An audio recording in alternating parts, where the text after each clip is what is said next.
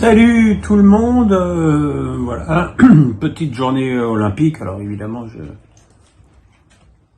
j'ai pas pu tout regarder. J'ai regardé l'équipe de France de basket qui a battu le Japon après prolongation 94 à 90. Une équipe de France qui, je suis désolé, ne me rassure toujours pas. Je comprends pas ce que Vincent Collet fait avec cette équipe. Je comprends pas les rotations. Je ne comprends pas que... Allez, monte chérie, monte mon bébé. Voilà mon cœur. Je comprends pas que Victor Wembanyama soit sorti aussi longtemps au cœur de la deuxième mi-temps. Voilà, il faut bien voir que l'équipe de France a arraché cette prolongation sur un miracle de Strasel qui a mis un shoot à 3 points, alléluia, primé en plus par une faute. Sans ça, c'était une défaite qui aurait pas été illogique, tant les Japonais ont été euphoriques au niveau de l'adresse avec ce petit meneur de jeu Kawamura, Yuki Kawamura, qui a été incroyable, même si en fin de match il a été un peu en surchauffe et a forcé quelques shoots, mais enfin il a été tellement fort.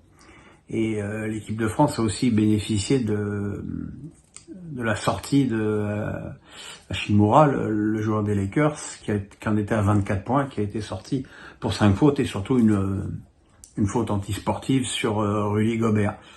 Bref, le tableau est pas réjouissant, l'adresse est pas là.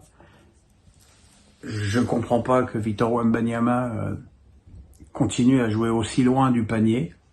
On a quand même 2 tours de contrôle de NBA avec lui et Gobert, et j'ai l'impression que Wembanyama il joue meneur par moment. Donc j'ai un peu de mal à comprendre tout ça. Moi après j'ai fait un petit tour par Roland-Garros pour voir Alcaraz et Nadal gagner difficilement au tie-break du 3e contre la paire néerlandaise. Autant Nadal avait tenu le double au premier tour, autant là ce coup-ci c'était Alcaraz, parce que Nadal a eu beaucoup de mal, notamment en retour. Il a beaucoup raté. Voilà. Maintenant ils sont en quart de finale, ils vont tomber que contre des spécialistes du double, et ça s'annonce quand même compliqué. J'avoue que s'ils faisaient une médaille, je serais très heureux, mais je suis pas sûr que mon souhait prenne forme. Et puis l'équipe de France de Thierry Henry a battu la Nouvelle-Zélande 3-0 avec une équipe totalement remaniée, puisque seuls Loukeba et Mateta étaient conservés dans le 11 de départ. Un match parfaitement inintéressant contre une équipe d'une rare faiblesse. Voilà, 3 buts, un but de Mateda après un double contre, mais un joli ballon piqué dans la lunette opposée, un but de Doué et un 3e but de je ne sais plus qui. Je sais plus qui a marqué le 3e but, je suis désolé. C'est pas bien. Kalimundo, pardon.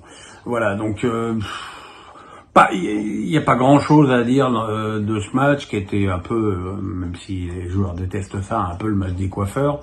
En tout cas, tout le monde, à part le 3e gardien, a joué un match et aura droit à sa médaille au cas où.